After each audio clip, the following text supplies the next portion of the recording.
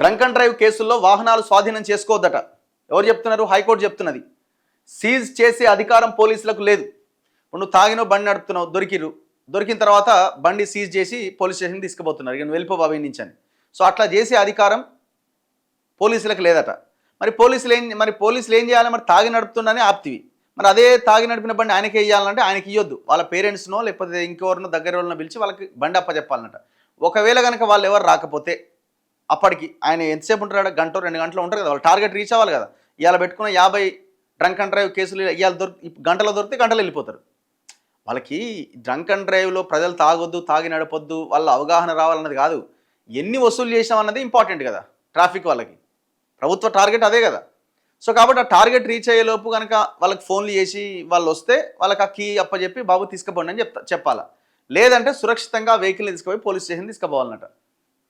పోలీసులు drunk and drive కేసులు పెట్టుకోవచ్చు, అయితే వాహనాన్ని సీజ్ చేసే అధికారం మాత్రం వారికి లేదని హైకోర్టు మరోసారి స్పష్టం చేసింది. ఈ మేరకు గతంలో ఇచ్చిన తీర్పును పునరుద్ఘాటించింది. మత్తు లేదా నిషాలో ఉండి వాహనాన్ని నడుపుతూ దొరికిన కేసుల్లో పట్టుబడ్డ వాహనాన్ని తగిన ఆధారాలు అంటే డ్రైవింగ్ లైసెన్స్ కానీ రిజిస్ట్రేషన్ గుర్తింపు కార్డు పరిశీలించి వదిలేయాలి. తాగిన మత్తులో ఉన్న డ్రైవర్ వాహనాన్ని నడిపించడానికి అనుమతించకూడదు. ఆ వ్యక్తితో మత్తు లేని లైసెన్స్ కలిగిన ఇతర వ్యక్తులు కనుక పక్కనే ఉంటే వారికి ఆ వాహనాన్ని అప్పగించాలి. తాగిన వ్యక్తి తప్ప ఇతరులెవరూ లేకపోతే ఆ వ్యక్తి బంధువులు లేదా స్నేహితులను పిలిచి వారికి అప్పచెప్పాలి. అప్పటికి కూడా ఎవరూ లేకపోతే తాత్కాలికంగా స్థానిక పోలీస్ స్టేషన్కు ఆ బండిని తరలించి సేఫ్ కస్టడీలో ఉంచాలి. కేవలం డ్రైవర్ మత్తులో ఉన్నాడనే కారణంతో వాహనాన్ని సీజ్ చేసే అధికారం పోలీసులకు లేదు.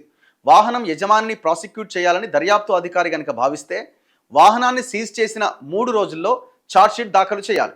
తెలంగాణ మోటార్ వెహికల్ రూల్స్ 1989ను పోలీసులు ఖచ్చితంగా పాటించాలి అని పేర్కొంది. ఇంకా ఈ డ్రంక్ అండ్ డ్రైవ్ ఒక ఎత్తు అయితే చలాన్ కట్టలేదని చెప్పి జర్ర ముందుకు పోగానే బండికి సిట్ట తీసుకొని జోలు వేసుకునే బ్యాచ్ ఉన్నది.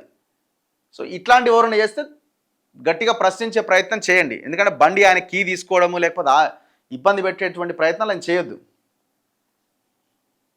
సో పోలీసులకు అధికారం లేదు, ట్రాఫిక్ పోలీసులకి.